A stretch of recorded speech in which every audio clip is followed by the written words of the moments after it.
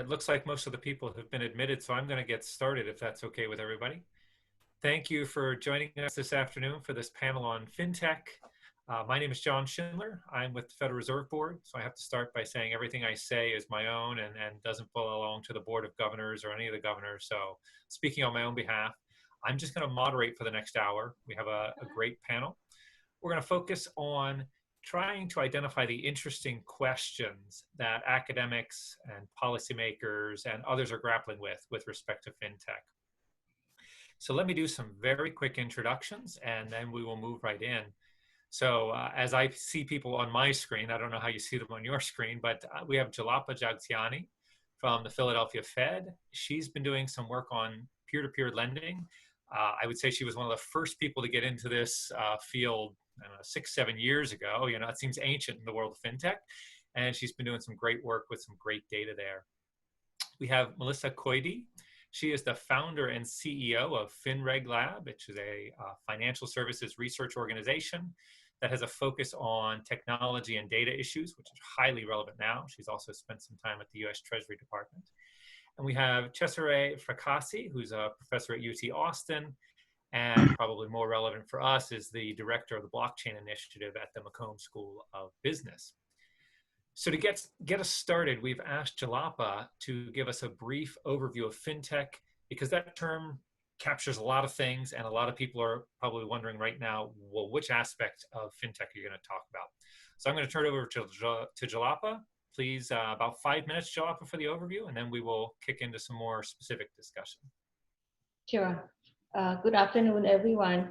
So I also have to say, as John said, I'm with the Federal Reserve Bank of Philadelphia, and everything I say today is my own view and not the view of the Philadelphia Fed or the Federal Reserve System. So now I am going to share my screen. F5, I think. Oh, well. I think this is fine, right? So, so FinTech is basically, it's the financial technology as we, so this is the beginning. And I'm going to talk about FinTech, broadly defined. So when we talk about FinTech research, you all may have heard that some of the finance journals like RFS or Financial Management have their FinTech special issue. And so what would be included in the FinTech special issue? What kind of research is really in the FinTech scope? And so there are a lot of things. It's very broad.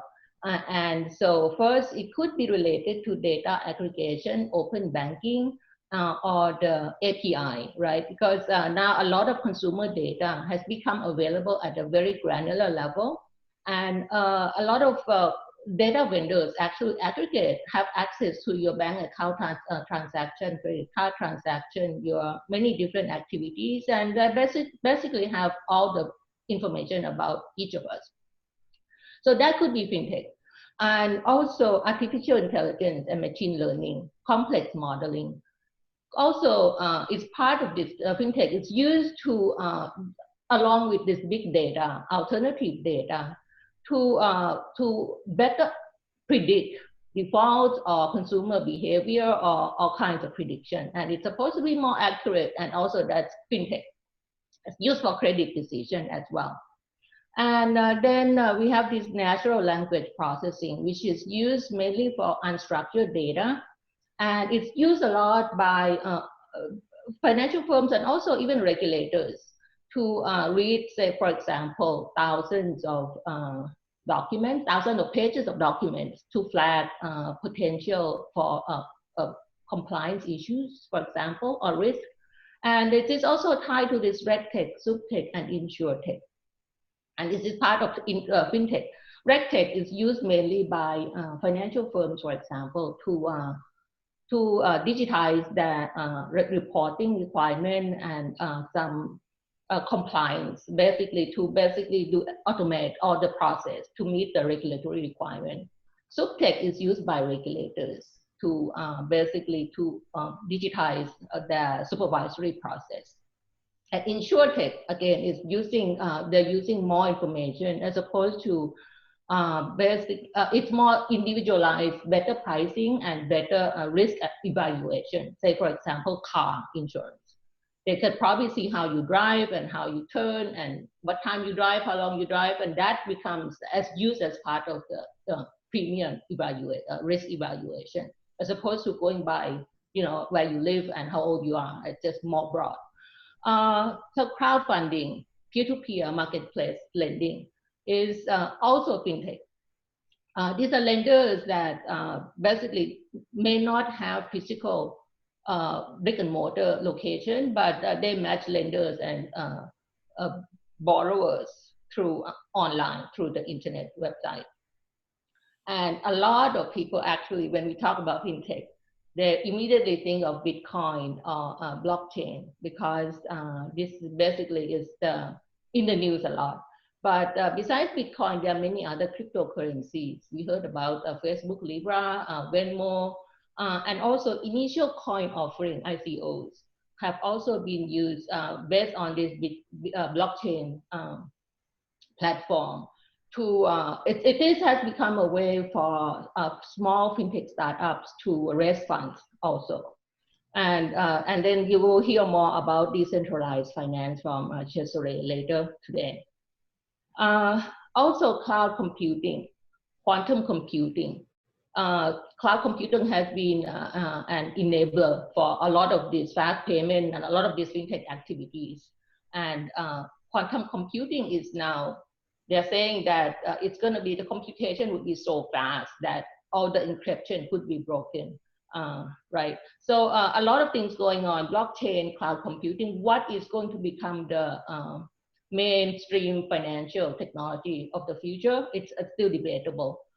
So all of these are actually part of fintech research. Real-time payment settlement is also another big part of fintech. It's about basically the current friction now payment, that it's delay and it's higher fee. And so with new electronic payment, real-time payment fast, it immediately transfer, no fee, but can be relied on private sector to handle all that. And should central banks actually issue digital currency? And so there is a CBDC.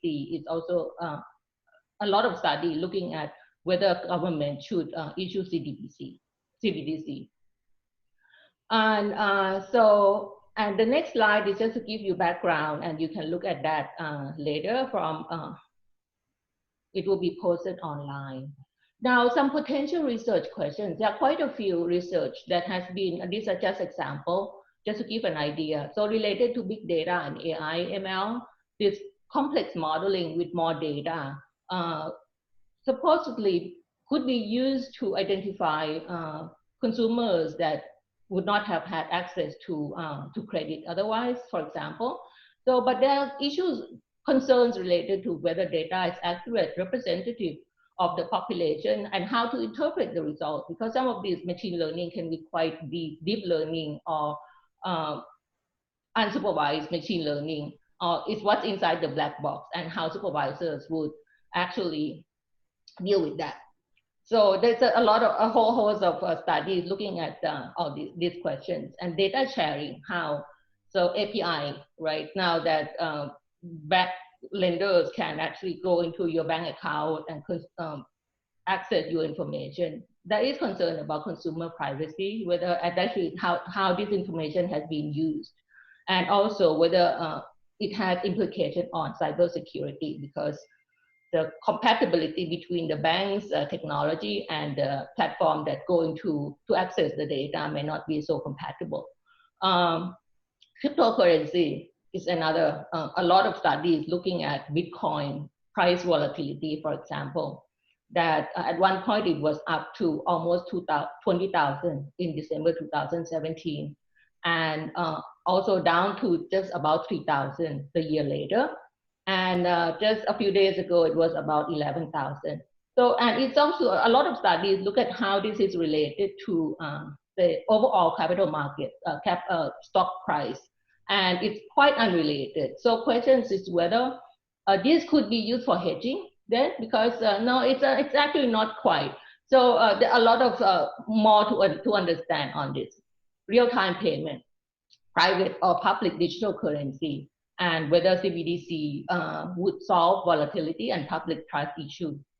And as you know, this in payment, trust is the main ingredient in payment, and everyone trusts central bank. So would that solve the problem? Would it cause deposit to flow out of the banking system if we allow everyone to have account with central bank?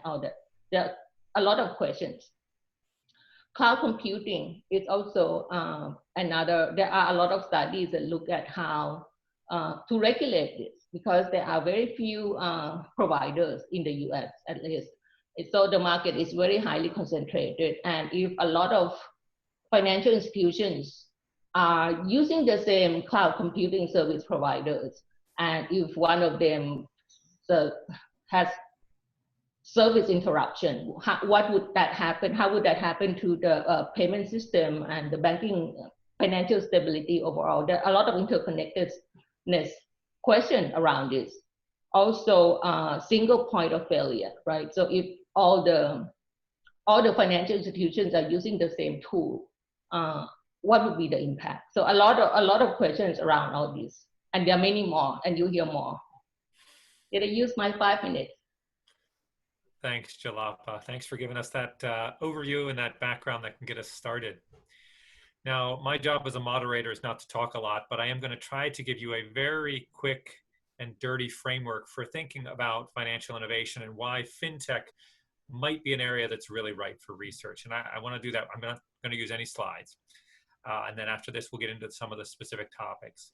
If you think about financial innovation, I think most often you start with an existing product, and that product, somebody will do a lot of superficial innovation with respect to that product. So they'll take a corporate bond and they'll make it callable, puttable, renewable, extendable, any sort of thing. It's still a corporate bond. It's just got new features on it. That's superficial innovation.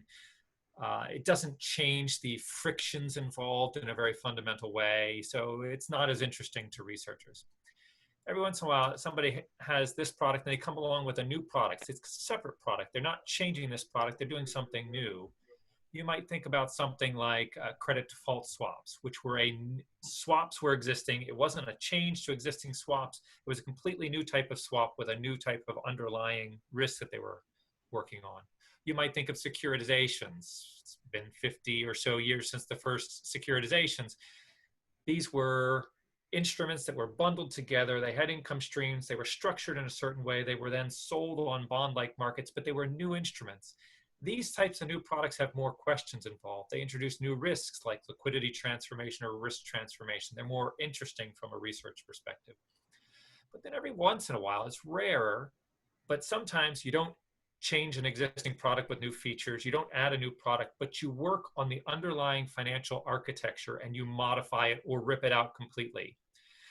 Going back a long time, I might say the first time somebody introduced fractional reserve banking, or the first time somebody introduced an insurance contract, or more recently, I think something like central clearing, the first time that was introduced. I think some people think that fintech is this type of innovation where it's saying we're going to do financial activity in a different way. We're going to remove intermediaries. We're going to use different technology. We're going to do things differently. And that leads to a whole lot of more questions. And I think over the next few minutes, you're going to hear about some of those questions. And we can even have a debate about how fundamental this is. So with that as a starter, let me turn to Cesare to tell us a little bit about open banking. I think most people have heard that term, or they've heard of APIs at the very least, but I wonder how many could actually give a definition or give us some explanation of how open banking is different from closed banking, for example. So we're going to ask one of our experts to do that. So Cesare, for 3 minutes roughly. All right, I'll speak very fast. First of all, a couple of caveats, announcements. I have a 4-year-old and my actually shows up and interrupt my talk. It's very hard to contain her. Second thing, I wish I had this conference when I was a PhD student. This is absolutely awesome. So I want to thank all the organizers of the conference. So let me share my screen very quickly because I only have 3 minutes. Let me talk about open banking. Let me define what it is first. A little bit of shameless self-promotion. I actually have a small law review paper that actually describes what open banking is. The paper is called Data Autonomy. If you want to know more about open banking, you can read it. We didn't call the paper Data Open Banking because the idea of open banking goes beyond banking, and I'll talk a little bit more about it. But if I want to frame it with an academic framework, what open banking is, what is the pain point of the banking sector, usually there are two main frictions that we think about that are really, significant barriers to innovation. The first one is asymmetric information. We all know that asymmetric information causes bank holding back consumers, and that leads the banks not to actually innovate very much.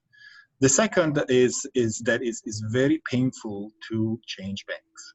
There is an old saying banking that it's more likely that you actually divorce than you actually change your banks.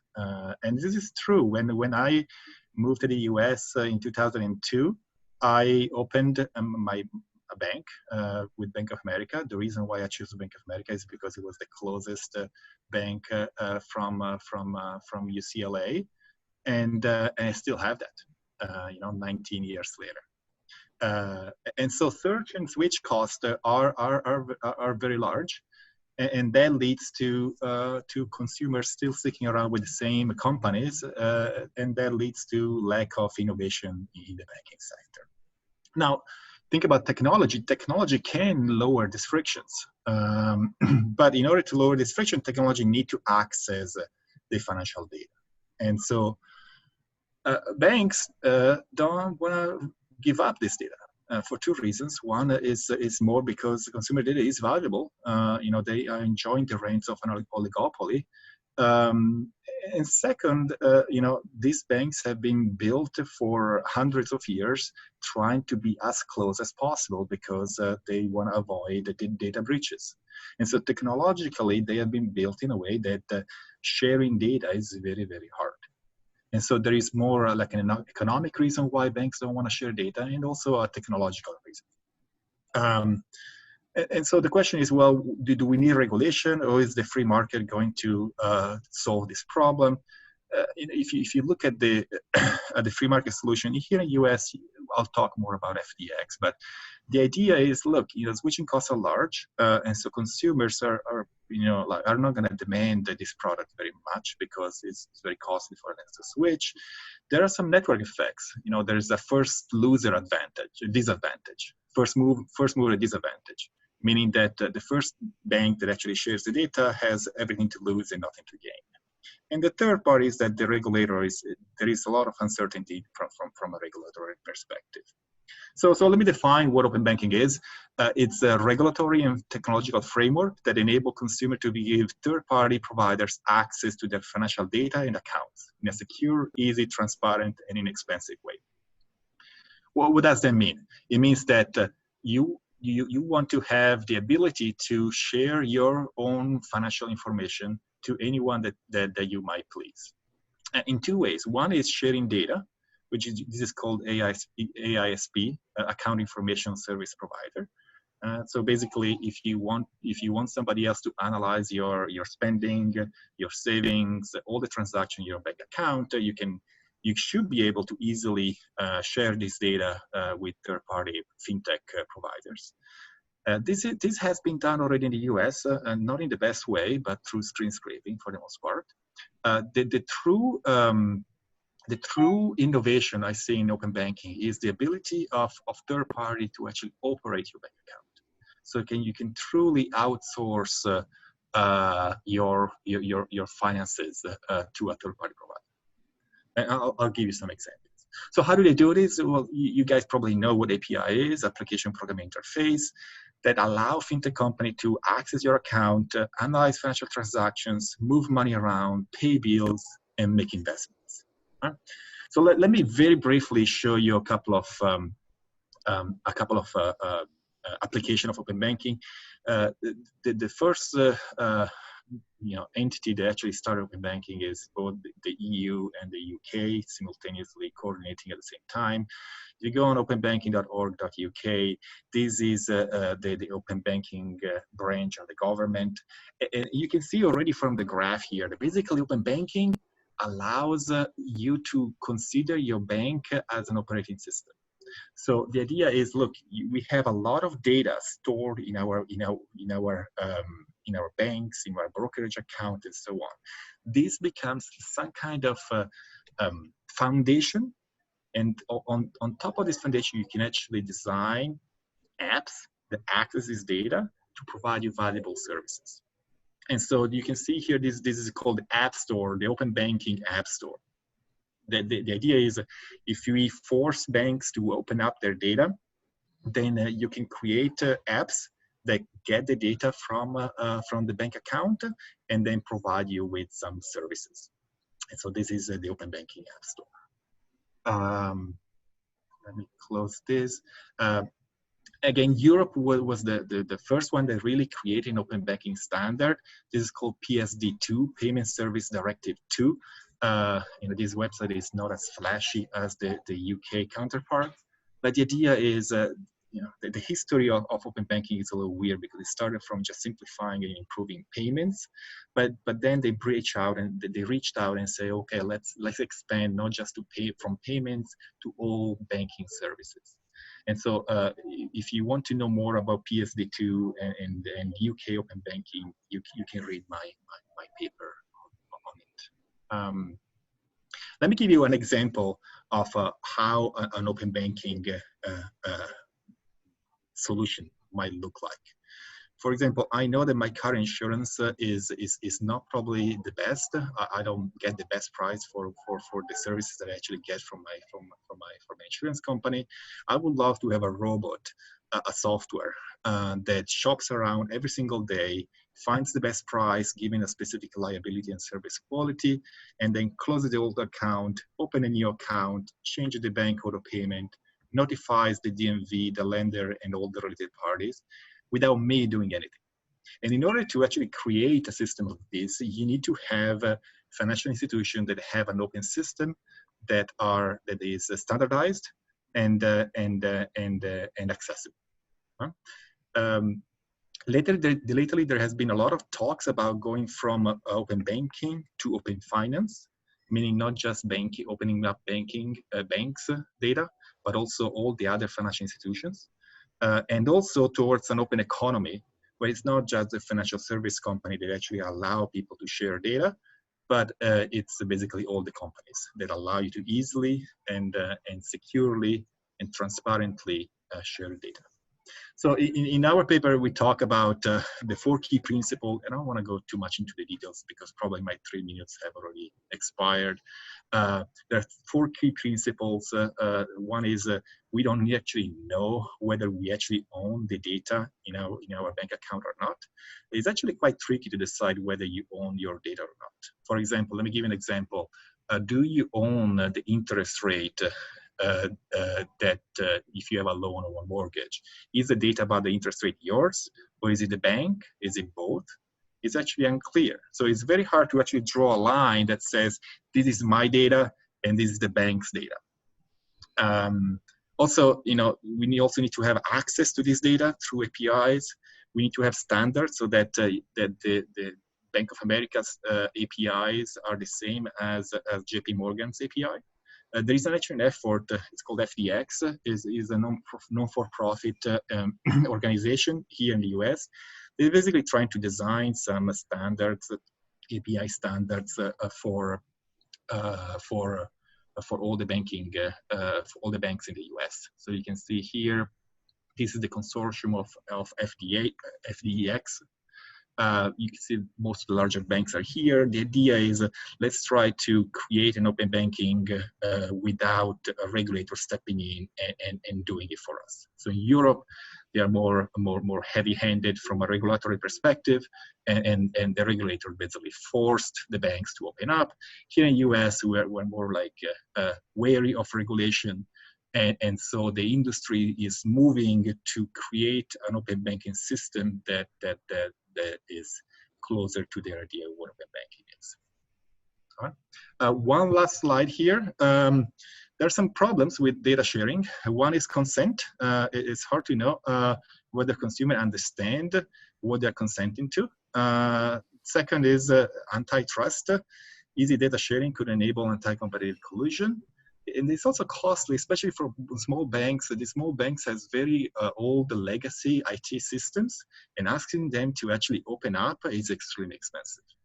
And finally, there's a question about information production. This is actually a paper that I'm actually working on currently, that basically talks about, well, if you force banks to give up their information, then they're not going to produce much information in the first stage. And so there are all these issues about data sharing and open banking that makes this topic incredibly interesting from a research perspective. And from that, I'm gonna pass it on back to John or Melissa.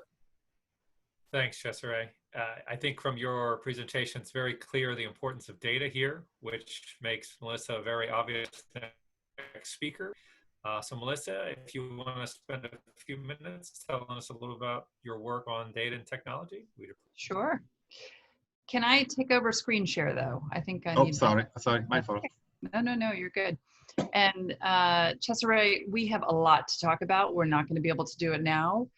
I'm going to put in a shameless plug because my organization has looked at the topics around open banking or data access in the US context in particular, and many of the sort of pressing policy questions that your overview really starts to tee up. Questions around, are these data ultimately under consumers' control? Can they consent to sharing the information?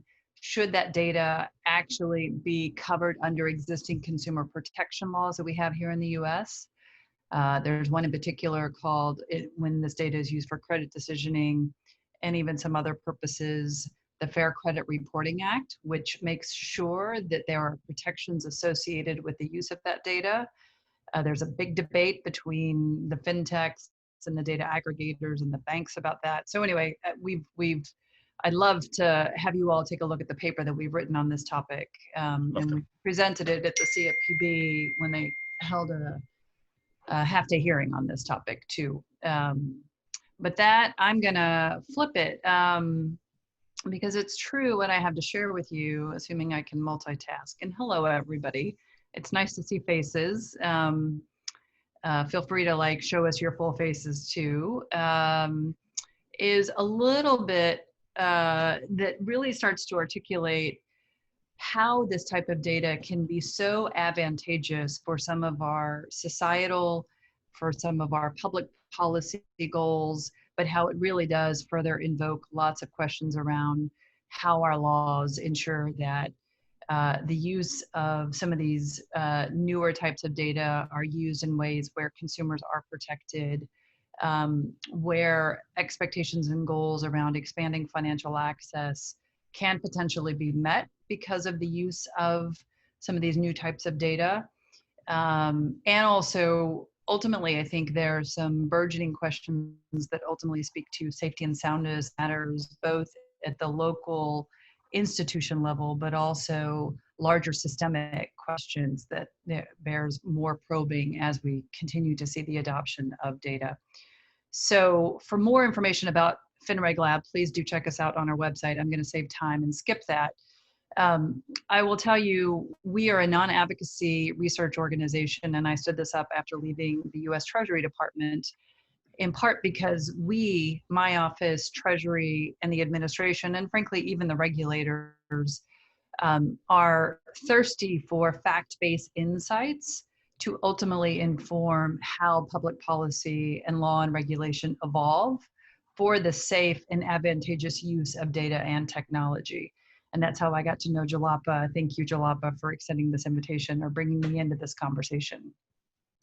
So what we did is we took the type of data that Cesare has been really focused on, which is this bank account transaction data.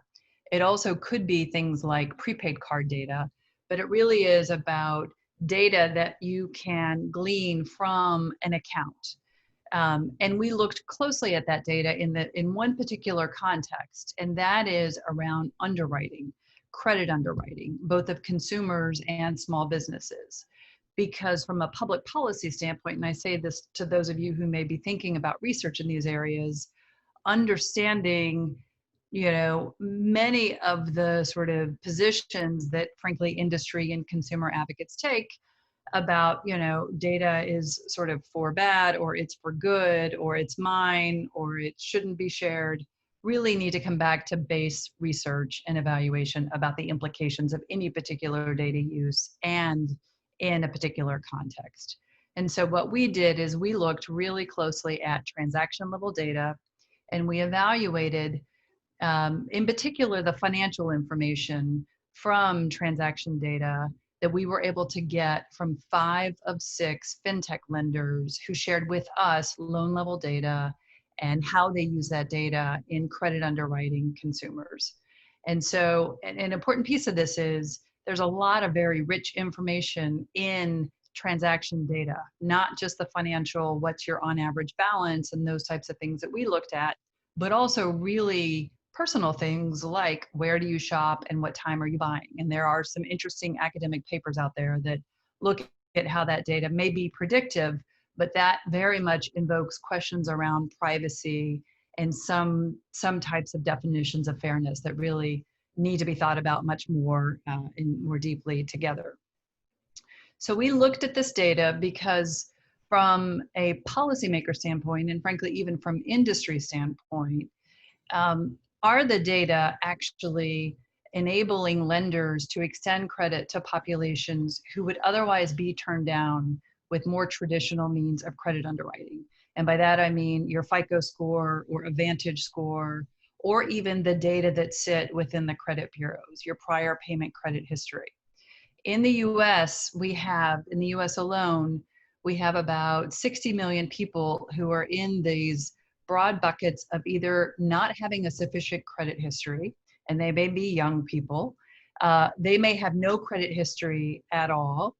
Cesare, I often hear people who come to the US have this experience where they're just not showing up in the credit bureaus, or they have a credit history, but it actually may have some dings in their credit past that is affecting whether or not they can get credit and of course how much they might pay for it.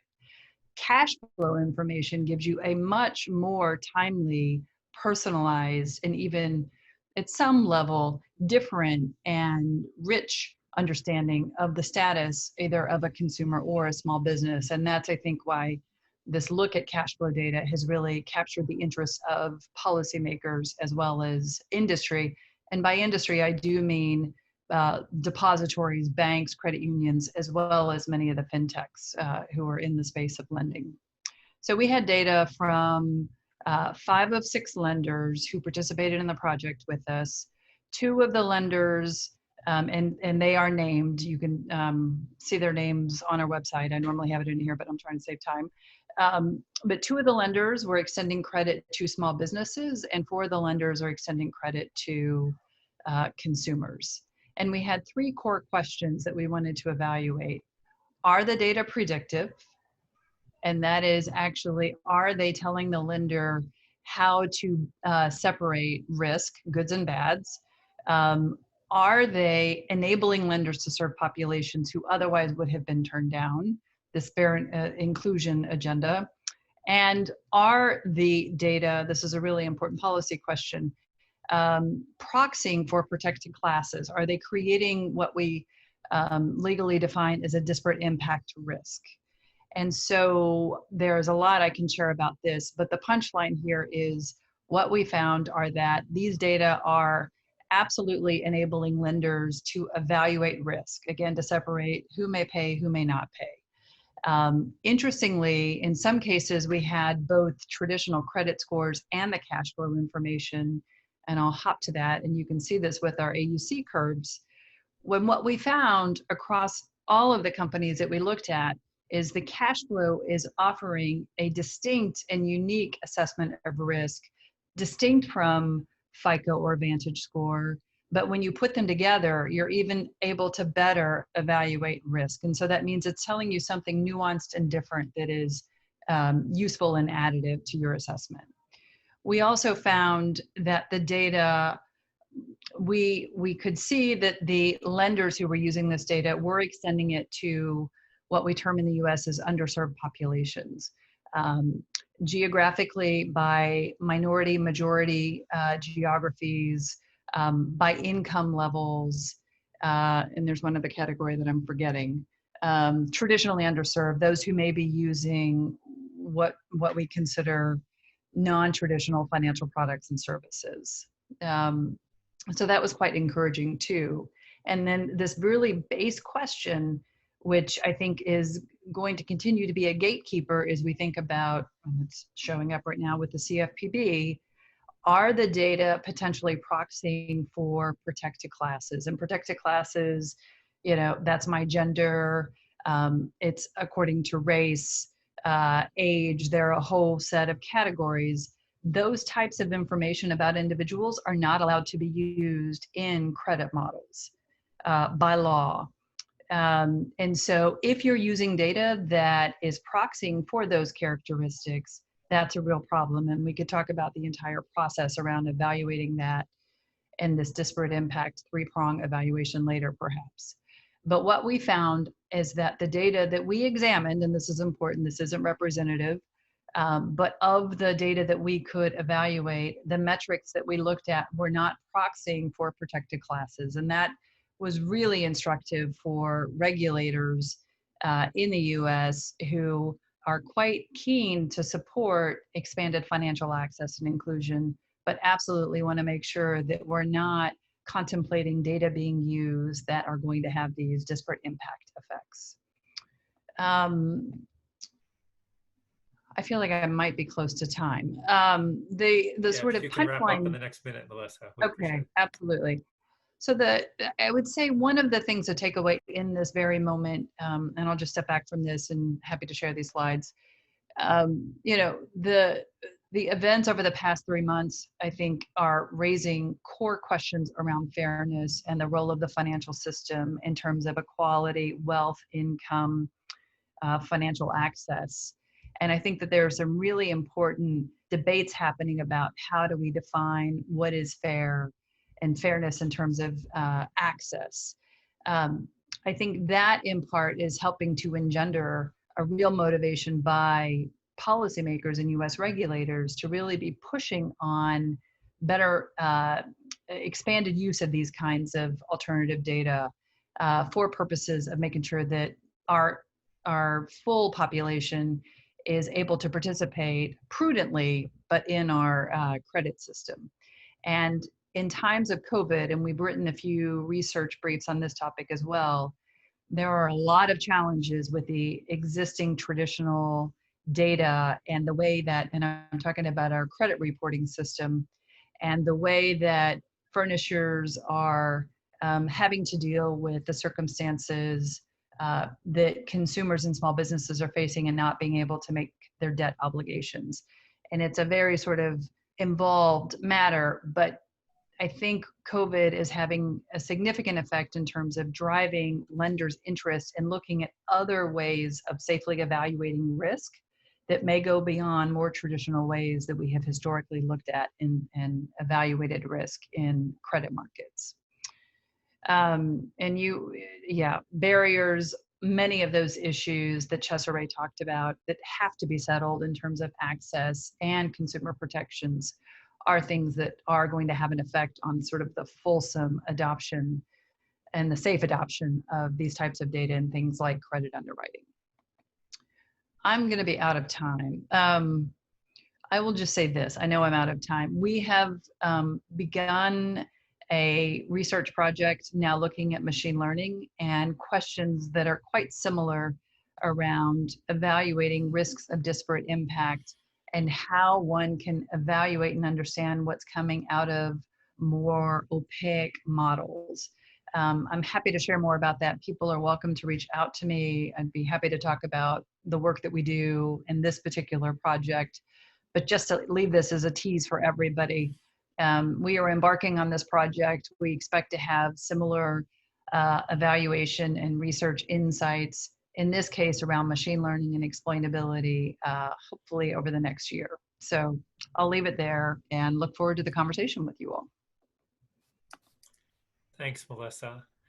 I'm going to turn now to Jalapa. I know you gave us the intro, but if you could go a little bit more in depth into your research, 2 to 3 minutes, I think the students would appreciate it.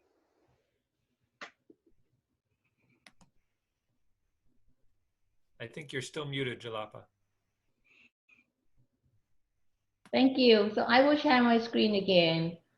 If I could find it.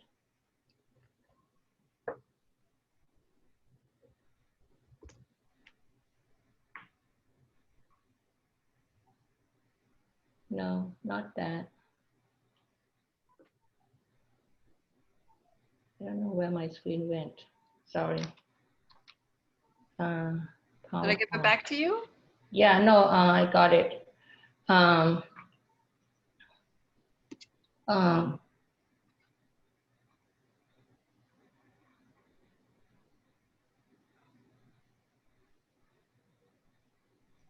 I give it back to you, Jalapa?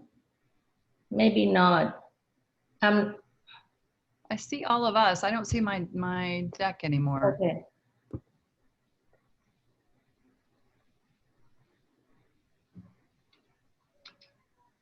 Yeah, I don't think I have it. Okay, can you see it now? No, not yet. Hey, John, if you want, I can do my slides and then Jalapa. Okay. Jalapa, while you figure this out, maybe Cesare, if you want to give us a 1 to 2 minute teaser on some of the decentralized finance work, then we'll go back to Jalapa and then we'll open it up for questions. Absolutely. So let me briefly, you see my screen, isn't it? So let me 2 minutes talk about decentralized finance. I will need probably 2 hours instead of 2 minutes, but I'll do my best. I don't want to start talking about blockchain too much. I just want to talk about the intuition behind a centralized versus a decentralized system. So you can see here on the left, a centralized system. Think about when you buy your coffee, you swipe your credit card, the information gets sent to the bank. The bank is the central player, decides whether you have enough money in your bank account to buy coffee. If the transaction is approved, the coffee shop gets $4. I get my coffee, and everybody's happy. This is in a centralized system. In a decentralized system, the players are probably the same. I need my coffee. The coffee shop needs my money. But now the decision of whether I have enough money or not is decentralized. And so this is what's called the consensus in a decentralized system. Think about proof of work, proof of stake. These are all consensus algorithms that decides whether you basically have the money or not. And so when you compare these two graphs on the left and on the right, you immediately understand what are the pros and cons of each one of the systems. So let me tell you, for 4,000 years, we have been using ledgers that look like the one on the left, where there is a single player that decides, that has the authority to govern, audit, write, and read the ledger. That's your bank, your government, and so on. And so over the last 10 years, evolution in technology and cryptography are allowing us to think about ledgers in a different way, in a more decentralized way. And so from a conceptual perspective, when you think about blockchain, cryptos, decentralized finance, I just want to get to the idea that this is a drastically different way of thinking about the plumbing of the financial system. Okay? Many fintech companies, to be honest with you, they are only innovating very little in terms of UX, user experience. But when it comes to blockchain, and that's why I'm actually very interested in this topic, this is a totally different way of thinking about the financial system from the ground up. From how do we approve transactions? And so obviously there are pros and cons. Nothing is perfect in the world of cryptos, as we probably know. But I just want to give you this fundamental difference between centralized and decentralized systems. And so, what is DeFi? DeFi is any self-executing, people call it smart, contracts related to finance that are running on a decentralized platform. Think about Ethereum.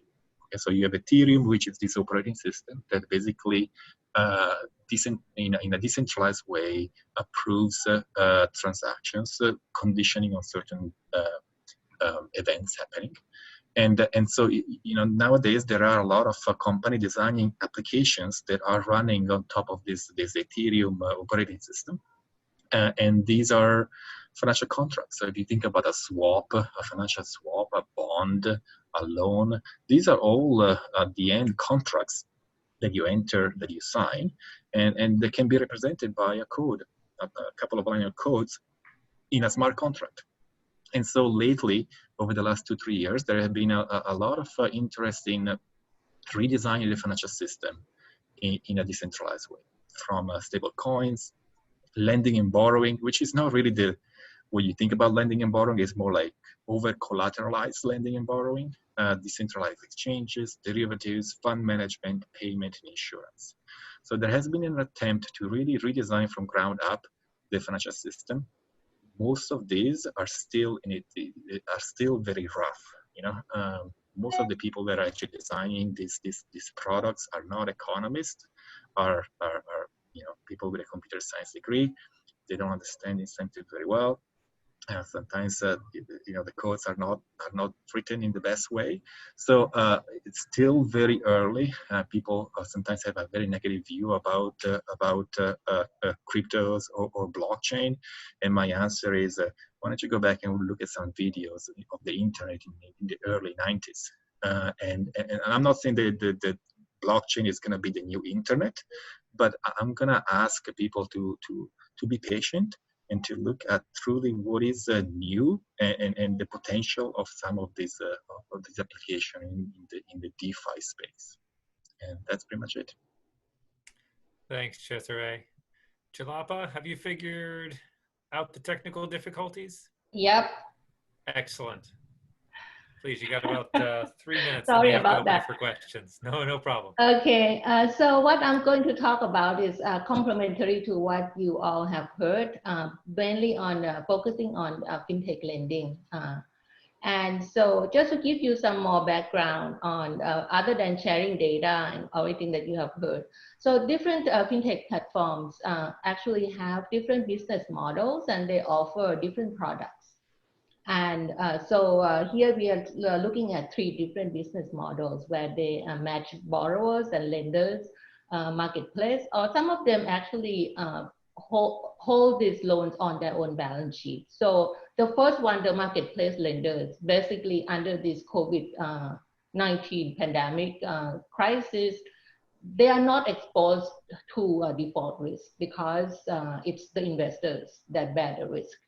The ones that actually hold on their balance sheet, some of them like On Deck Cabbage, they are taking pretty much the default risk at this time.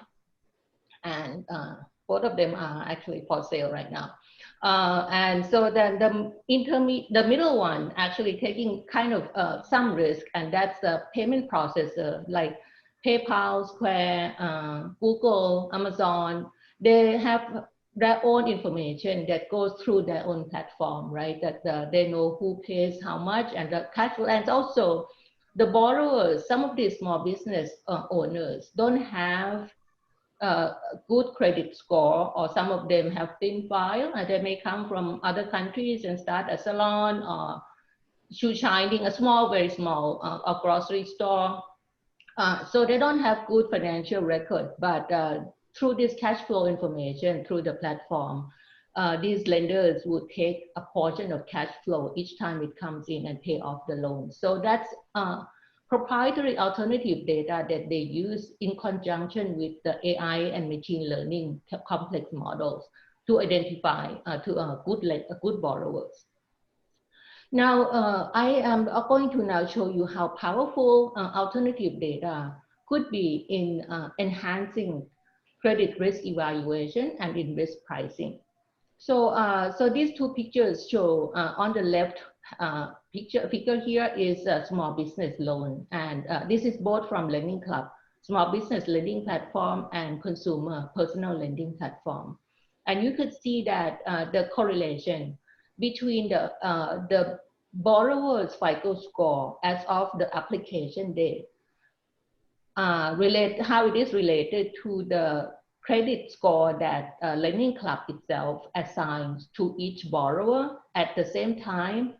And what Lending Club uses is more than just a FICO score, obviously, because a lot of information that is used there is not already in the FICO score, because the correlation actually declined, in this case, declined from about 80% for loans that were originated in just after the financial crisis when it first started, to when you look at loans that were originated in 2015, actually the correlation declined to about 35%. So a lot of information that's used is not already in the FICO score, right?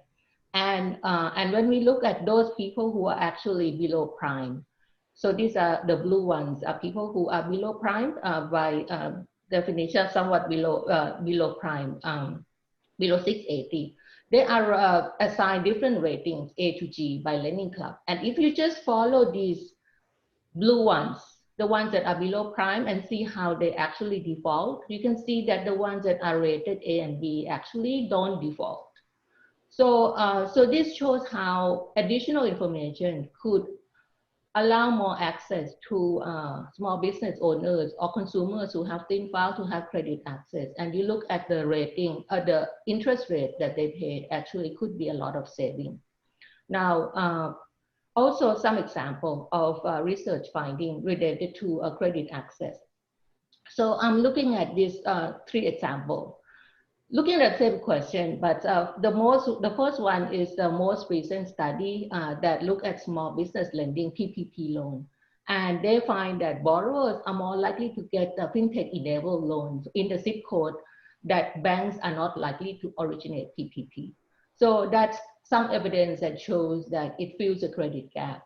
And this also is consistent with my own study. There are 2 studies that I have looked at personal loans that I shows that Lending Club consumer lending activities also penetrate the areas that would be so-called underserved by different measures, such as market concentration or bank branching activities per capita. And we also look at mortgage fintech, look at HMDA data that includes all the mortgage applications and mortgage loans.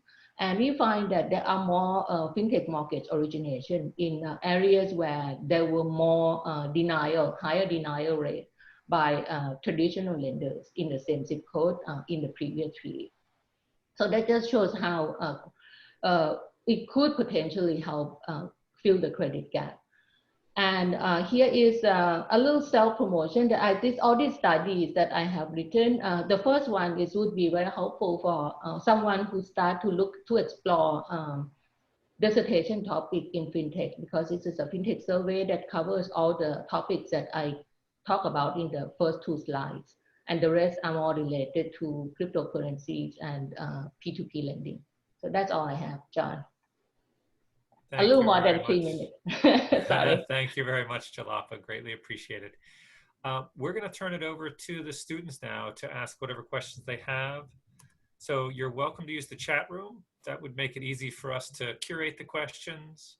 But if you want to raise your hand and then use video, that's also fine as well. So I'll do our best to get to whatever questions we have.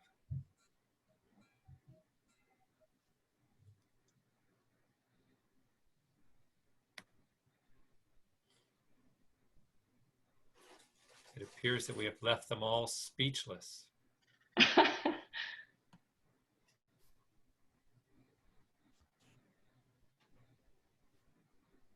So if there are no questions, then I will throw out the one question that we had sort of prepared to talk about, which is, we covered a lot of ground. And if each of you could pick one question or 2 questions, what would you tell the students to focus on in your areas? So maybe I'll go to Melissa. Maybe she's scared. Maybe Cesare. Maybe you have a question off the top of your head. Sure. My suggestion, if I were a PhD student, I mean, I'm very passionate about fintech, and so my first suggestion is follow your passion about what you really want. If you want to write a paper about the determinants of leverage, you can still do that, but the literature is very, very crowded. Here, when we talk about for example, payment is a very exciting area of study. You know, maybe John can talk about Fed now that they're actually talking. They come out and say that now they're going to change the way banks and maybe consumers are going to exchange money. And this is not like a digital currency, but it's close to a real-time way to exchange money virtually. So my suggestion is follow your passion and look at this exciting new world of fintech. Thanks, Cesare. I would just modify that slightly. Follow your passion, but cite all of the panelists in whatever you do. Yeah, I would add that there are a lot of interesting questions, and one is related to how to regulate fintech, and they're all different. You can look at how to regulate ICOs, blockchain, how alternative data could be used, or and there are big questions about what would happen, impact on financial stability, or what happened in the recession. So you could look at who are actually holding these fintech ABS, because some of these, they're not all P2P, right? Some of them, actually a lot of them securitized. And so who are holding their bonds? Could it be like the mortgage crisis, where mortgage was originated outside of the banking system, but actually eventually it came back during the recession? Now, banks or insurance companies holding most of these bonds, it's all about data availability. And there are so many good questions, but sometimes you're stuck with not having good data, right, John? Yeah.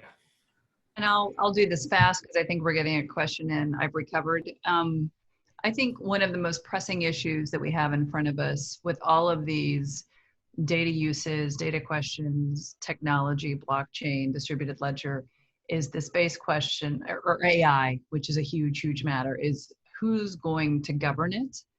And I think we really need to spend more time. I mean, this invokes public policy and legal questions, but I think these are some of the most basic questions that we're going to have to really sort of push ourselves to think through, both with research, but also really sort of prodding what's going to enable us to strike the right balance so that we are designing these systems that are inclusive, but really working for the good for everybody. So I want to thank our panelists for those answers. There is a question in the chat room. If our panelists could take a look at that. While they do that, I'm just going to throw out my thought.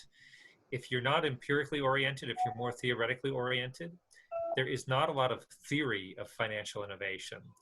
I have a paper that sort of hints at a model, and I gave you a very brief outline of that, but that is an open field for, you know, what causes people to innovate? Where is the supply and the demand there? How do they go about doing it? So it's a very interesting question. I'd be happy to talk with any students about that. Do any of our panelists want to try to address so there is a question about the data, and someone already answered Lending Club. Prosper also, there's quite a few studies that look at Prosper data as well. And the answer is not much. Space, yeah.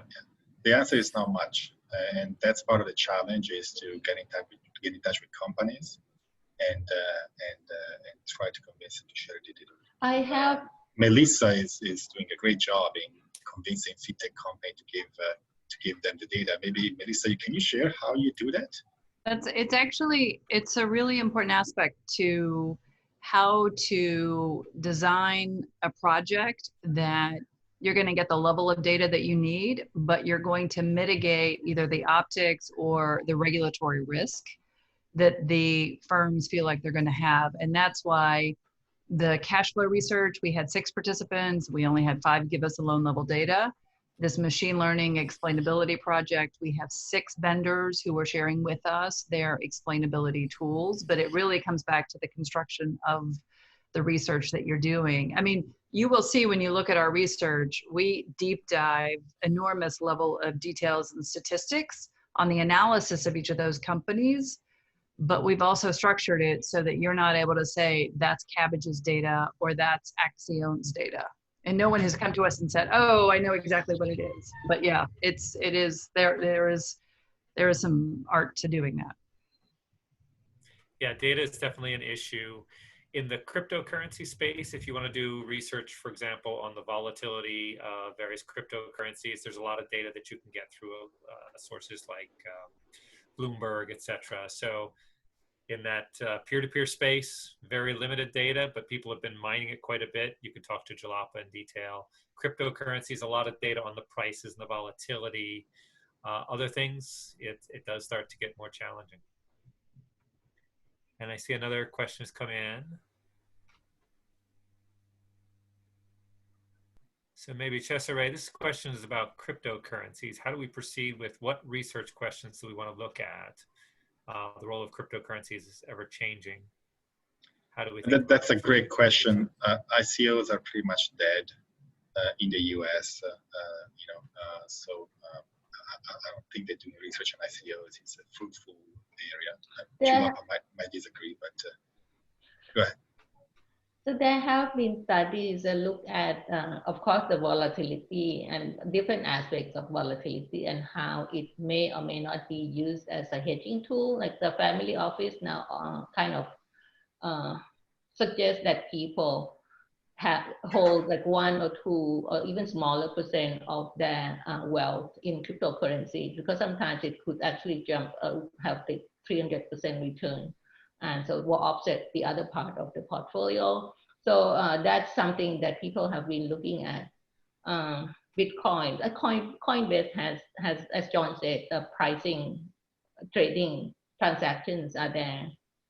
I don't know, a lot of research actually has been modeling also on CBDC. Yeah. I think one of the issues that we're getting at is, as professional economists, we often have a question in mind and we hope to find the data that we want to use to explore it. But in practical terms, often we come across a data set and we go, oh, okay, well, what are the questions I can answer with this? And I think the earlier question and this one both kind of get at that in a certain way. In fintech, there's not a lot of data for some of the aspects of fintech that we've talked about. Good news is that Facebook with Libra 2.0 has declared that they're going to be very transparent. What that means, I don't know, but Facebook Libra 2.0 might be a source of future data. We have run out of time. I want to thank our panelists and I want to thank the organizers of this event. I think Cesare said earlier that he wished that he had this in his graduate school career. I thought the same thing when Scott asked me about this. I thought, wow, I'd love to have this sort of prompter, research question prompter. This would have been great. So let me thank everybody. I think all of the panelists, you have their contact information or their affiliations, and I think I speak for all of them when I say we'd be happy to handle any questions you have as you go through this growth portion of your career. So thank you to my panelists, and thank you to our Abby, who's our technical support here today. Thank you, everybody. Thank you. Thank you. Bye. Bye.